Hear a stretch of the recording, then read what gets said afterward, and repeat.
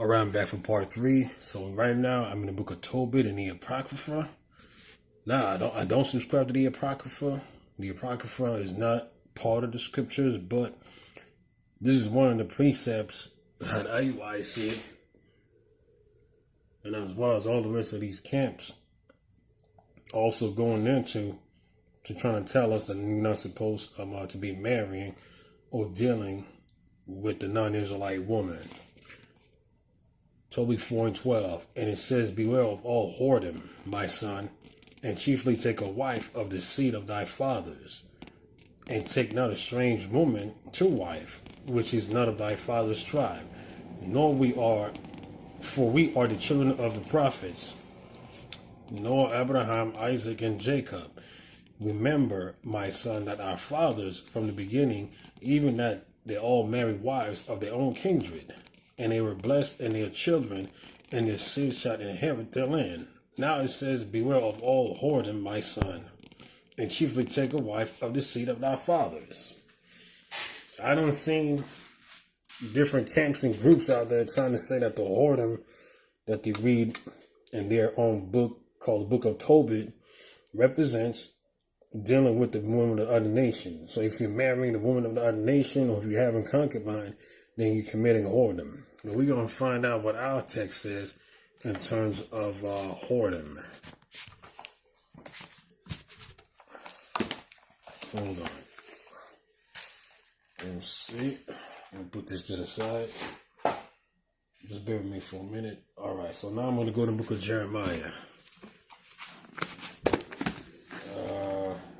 Jeremiah 3:9.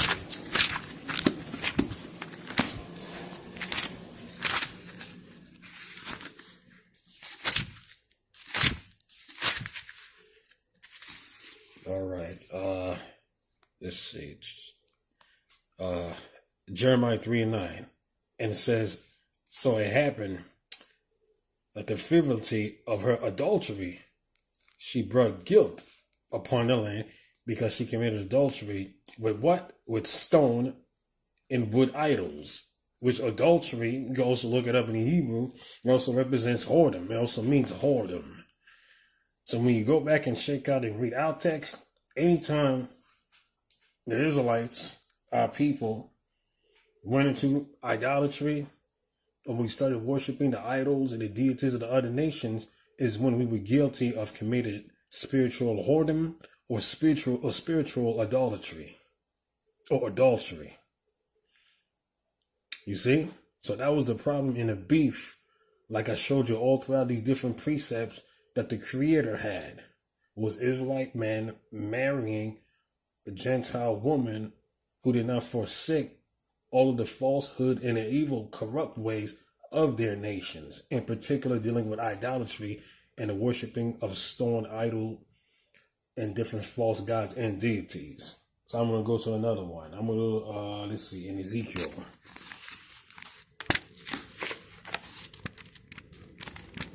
I'm going to go to Ezekiel 16. No, is it 16 or 17? Yes, 16. And 15. But you trusted in your beauty, and you became licentious because of your fame. You poured forth harlotries upon every passerby to be is. So you took of your garments and made for yourself heart-killing platforms and were licentious upon them. This should not have been and shall not recur.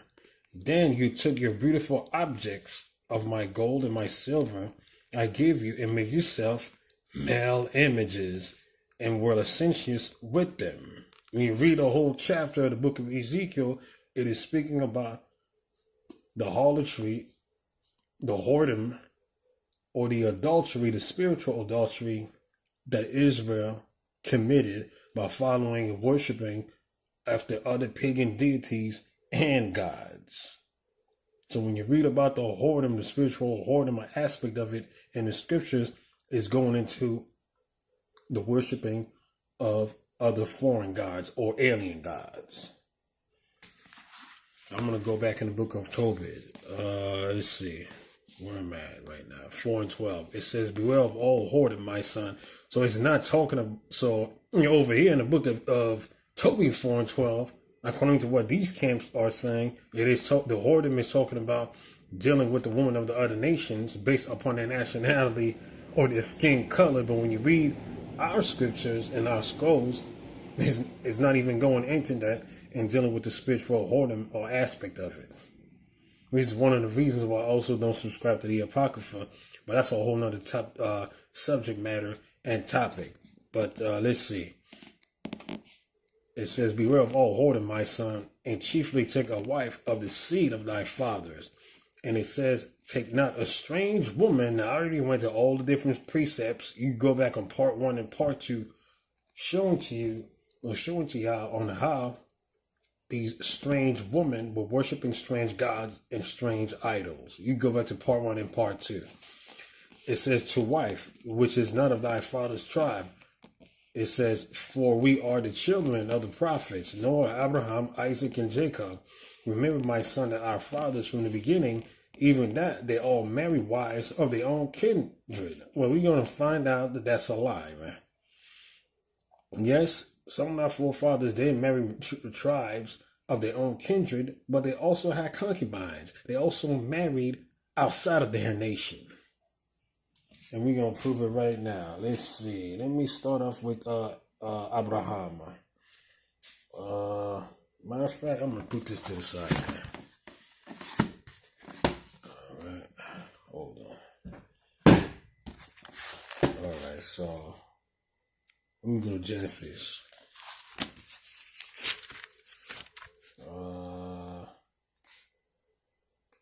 Genesis 16, man.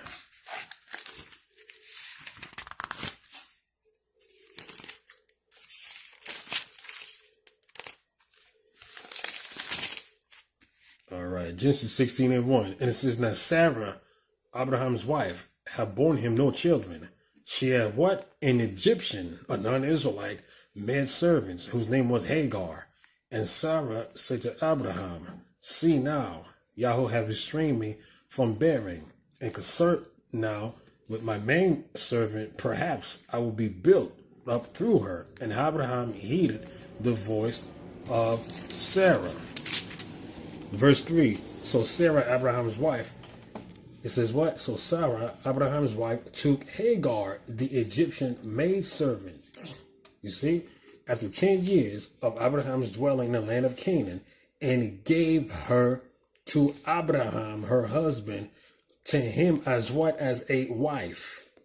He considered with Hagar and received and conceived, and she conceived. And when she saw that she had conceived, her mistress was lowered in her esteem. So Sarah said, so I'm going to stop right there. I pretty much got to the point. As you can see, when you read Genesis the 16th chapter, verses 1 going to all the way down to verse 4, you clearly see on how Abraham married, although Abraham was not an Israelite, but being the fact of the matter that he was our forefather coming out of the stock of a Hebrew, he was a Hebrew, he married a non-Hebrew woman, and she was an Egyptian. But the book of Tobit 4 and 12, they want to make it seem as if our forefathers only married women of their own kindred, which is a lie. But the point I'm trying to show y'all is, on the flip side of it, there's no scriptures anywhere in which Hagar seduced Abraham into following or worshiping the god of the Egyptians or any other false deities. She was a main servant, and she was also a cleaver. She was not referred to as a strange woman or an alien or foreign woman. And that was the issue I'm going to keep saying over and over again that the Creator had with us. It was the worshiping of false idols. And the fact that these heathen or Gentile women did not forsake idolatry and all the idols and the gods of their nations. I'm going to go to another one. I'm going to go to Genesis 25.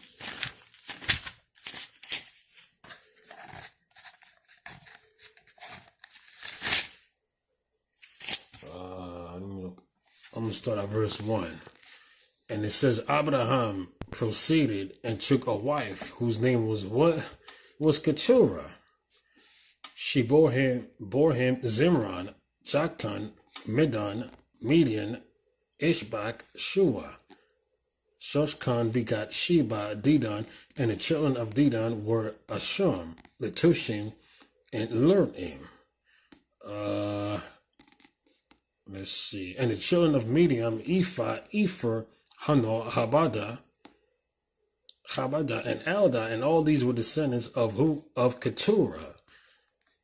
And it says, Abraham gave all that he had to Isaac, but to the concubine, Hagar was a concubine that he took as a wife, who were of Abraham's, who were Abraham's. Abraham gave gifts, and he sent them away from Isaac his son, while he was still alive eastward to the land of the east. So the point I'm trying to show y'all over here is Abraham, although he was not an Israelite, he was a Hebrew, he was our forefather, he ended up marrying a concubine by the name of Keturah, who was not of his nation. And Keturah never seduced Abraham into following and worshiping false deities and false idols. So that statement in the book of Tobit is somehow true, but also wrong.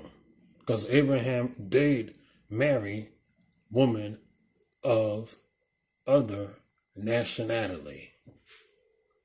This is factual. I'm going to go to another one. Let's see. All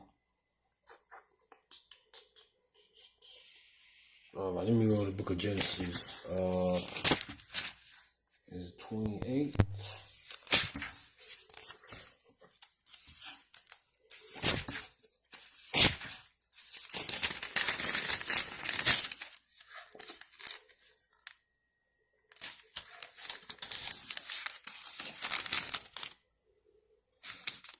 We got 28 and 1, book of Genesis. No, hold. Yeah, this is the right one. This is Genesis 28 and 1. This is dealing with Rachel and Leah. And says, so Isaac summoned Jacob and blessed him.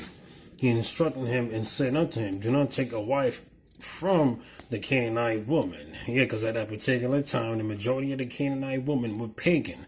They were worshiping false deities and false idols. And it says, arise and go to where? To Haram. Go to the Syrians, to Padam Haram, to the house of Bethuel, your mother's father. You see? Your mother's father. So Isaac's wife, Rebecca, she was also a Syrian. You see? She was a woman of another nation. And it says, to the house of Bethuel, your father, and take a wife from the daughters of who? Of Laban, your mother's brother. So now you already know. We also read Genesis 29 chapter. Jacob married he already had married his wife at that time. I think it might have been Leah that he ended up marrying first, man. But the point I'm trying to show y'all is I'm going to go in the book of Genesis 31 and 24, and I'm going to show you Laban's nationality. Because he got two daughters, right? Rachel and Leah. I'm going to show you their nationalities right now. And Jacob ended up marrying them. Let's see. I'm going to go to Genesis 31 and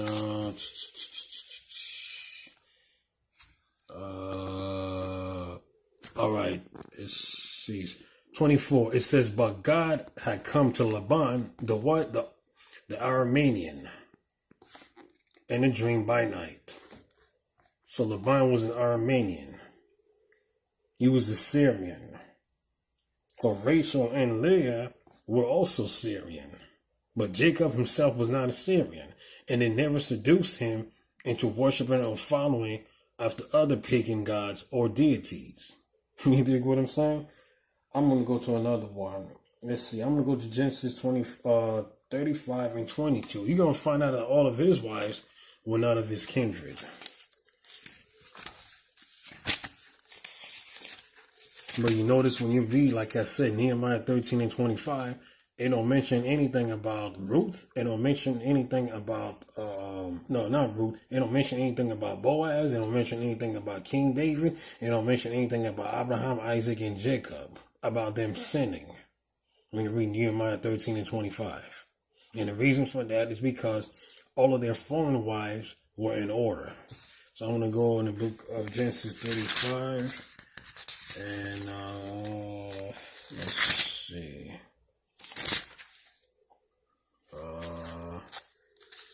Let me see if I'm the right one. All right, and it says that, and it came to pass while Israel dwelt in that tent, that Reuben went and lay with Bilhah.